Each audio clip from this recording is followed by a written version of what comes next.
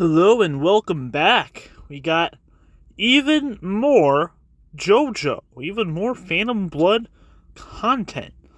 We open the chapter up. We get a cool shot of Jonathan in his Sherlock Holmes looking outfit. He looks really good. Looks like he's in London. Now that could be Big Ben in the background. I am an American. I might be stupid, but I think that's Big Ben. Maybe not. But yeah, he looks cool. Looks like there's some clouds. Looks nice. I like his little pose. He's got his like right arm extended backward. He's got his right hand pointed towards something. He's really. He's got a look on his face. He looks kind of eager about something. But yeah, we cut back to Dio, and this shot with like them in the alleyway and the stone mask glowing, it looks really distorted. I imagine that was the intended purpose to make the shining light effect look all that more supernatural, but like it looks weird, pretty weird. And yeah, we got a good panel of Dio shading. That's pretty good. I haven't really commented on it, but it looks like his art style, Rocky's art style, is already kind of starting to shift a little, which is kind of cool. Looks like he's been getting some experience with like shading from writing this story, because it definitely looks a lot better than what we saw in like, what was that, chapter 3? Yeah. Way better than that. Yeah, the spikes are going into the guy's head, and in this one panel, there's like a weird little thing. Looks like a ring of fire or something. I don't know what that's about. That's kind of weird. But Dio's looking at all that. He sees the guy fall down to the ground. He's a little hesitant, but he goes and kicks the guy in the head. He still doesn't move. He's like, oh, I must have been imagining the light or something, because there's no way that could happen. But I guess sculptures can look like they're glistening in the right light. Just kind of a real copium thing to say, Dio. And he's like, well, he's dead. I don't know. I guess JoJo's research made me think there was more to the mask, but I don't know. I guess it really is just a killing device. And then he goes to pick up his top hat that fell off in the confusion, and this really cool sequence, I really love it, where he's like looking away, he's putting his hat back on, he's I wouldn't say gleeful, he's kind of put at ease, I guess you could say, and the other guy is just getting up behind him. It takes him a minute. It's kind of a creepy little thing. And yeah, going back to what I said way at the beginning at chapter 1 about the whole prologue scene, right? And how I thought it was better that the anime didn't include that.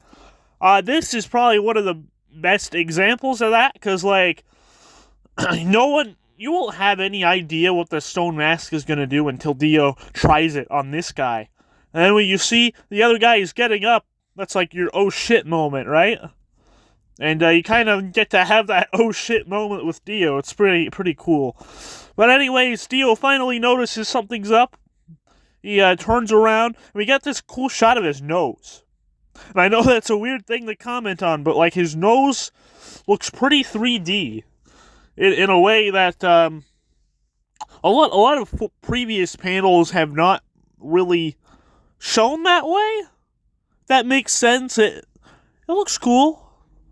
Looks like he's getting a better handle of drawing 3D objects. That's right. That's what it is.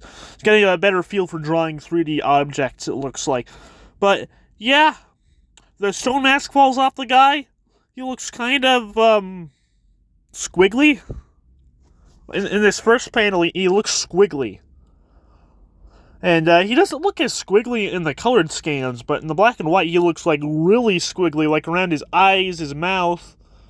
And it kind of looks weird, and he's got fangs. but his teeth are really, really strange here. Because I'm looking at this, I am counting 7 teeth.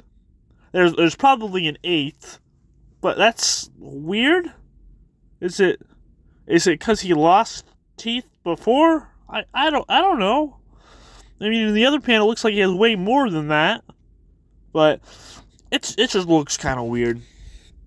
And yeah, Dio is freaking the hell out. He grabs the knife that's in the dead guy, and he goes to attack. But like, and I'm not really gonna show any of this because it's like really gory, which is a cool thing about Phantom Blood. If you're really into gore, there's a good bit of gore in Phantom Blood. It's not like super over the top, but it would be a bit much for a 10-year-old, I would say. It's right around there. But anyways, Dio takes a knife, he tries to cut the vampire's hand, and it just slides right through his arm, like clean through. He is completely unfazed by this. He goes to punch. He doesn't punch Dio, but he punches the wall behind him, and you see his fingers kind of get all contorted and messed up. And then in the next shot, we get this giant panel of that part of the wall just being absolutely demolished, which is kind of weird, kind of a cartoony looking thing. You just one punch, and then all of that happened.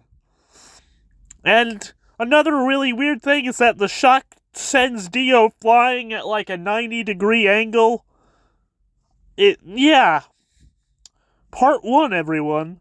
And he slams into this column, and the vampire dude's approaching him, and he's like, shit, how does he not feel pain? It was a great opportunity to test the mask out, but shit, I might die. Then he notices his collarbone got shattered when he hit the pillar, so that's fun. And this is kind of funny. The vampire dude takes this big stone as if he's about to crush Dio, then he just drops it. I don't know, maybe, I guess he just changed his mind. I mean, he's new to being a vampire. Let's cut him some slack. Let's let him figure himself out. So Dio is trying to escape into the river, because that's kind of his best bet at the moment. Because the river's just right there, and he could kind of crawl to it. Actually, what? Is there anything wrong with his legs? Like, I mean, with a shattered collarbone, it's probably going to be hard to prop yourself up onto 2 feet, but I don't know, maybe he's just in shock, but, like, there shouldn't be anything wrong with his feet, right? Let's see. Yeah, he hit the pillar pretty square on, like, the back of his neck. I don't know, maybe his legs could have gotten, like, recoil damage from that. But, like, he should have been able to just get up, I imagine. But anyways, he's too slow. The vampire dude reaches for his neck and starts sucking the blood from Dio. And Dio's freaking out, and we see the vampire guy's getting younger. And, yeah, honestly, he looks kind of hot. I'm not gonna lie, he looks kind of hot, but yeah, Dio's like, he got younger, what the hell? He looks like he's in his 20s. So that's it. That's the secret of the stone mask. But, damn it to hell, I don't want this sunrise to be the last thing I ever see. And, yeah, that's when the sun rises. We see this panel of the sun hitting the guy's face. It kind of looks like a dog looking up at something, if that makes sense. Like, he's like, oh, there's light? I better look at the light. But he doesn't know yet, because he's new to being a vampire, that the light's going to kill him. And the light kills him. And he's like, ah! Let me see this panel of, like, bits of his face falling apart. We just see his clean eye. Looks kind of funny. And, yeah, there's this panel next to it. So, like, in a previous panel, we see the sun peeking out past, like, a chapel or something. But in this panel, we just see this, like, this like 195-degree angle looking thing. You see the sun. It just looks kind of funny to me. I don't know why. And then, yeah, the guy turns to dust. All that's left are his clothes, and Neo's like, oh, sunlight saved me. And this last panel was not in the manga. We see it's Jonathan Speedwagon with Wang Chung back at the Joestar estate. They're like, meanwhile, the other guys are waiting for Dio to come back so they can confront him. It's like, that's kind of cool. But, like, the anime did that better, too. By just leaving that out. Because, like, and it's the same reason why it's better that they didn't have that prologue scene in Chapter 1. Because, like, at the start of Episode 3 in the anime, you get to find out with Dio that, oh, they're all actually there. And it's, like, slowly revealed that everyone's there, everyone's listening to this conversation. It's pretty cool. One of the best scenes in the whole part, nay, even the whole series. But yeah, that's the chapter. It was a pretty good one. At least we got like better look at what the stone mask does, and it turns you into a vampire. I know this one translation of the scans called them demons, which is that's a word. But yeah. Got some cool looking art, some cool gore. If you're into gore, got some of that. And yeah. Feel like if Dio was to like become good, like obviously he would never become good, but if he was to become good, it probably would have been like right here. Like say this vampire dude got away somehow. He's like, oh shit, there's a vampire on the loose. I don't know, maybe he probably wouldn't care. He's kind of self-centered. But maybe he would have been like, Jonathan, this stone mask created a vampire. We should probably do something about that. Well, actually, he could probably use that to like distract from the current situation. He's like, oh yeah, I kind of did poison George, but there's a vampire running loose. We should probably figure that out first. But yeah, it's just a thought that I've had. No, yeah, we get this last image of Jonathan before I forget. It looks pretty cool. It's younger Jonathan. Looks like he's got some different shading going on. He's got Danny. And I really love how Danny is drawn in this little image here. Because, like, he's got those little bag things under his eyes, and he just looks so adorable, and it's really cool. But yeah, that's the chapter. I'm gonna see ya at another time.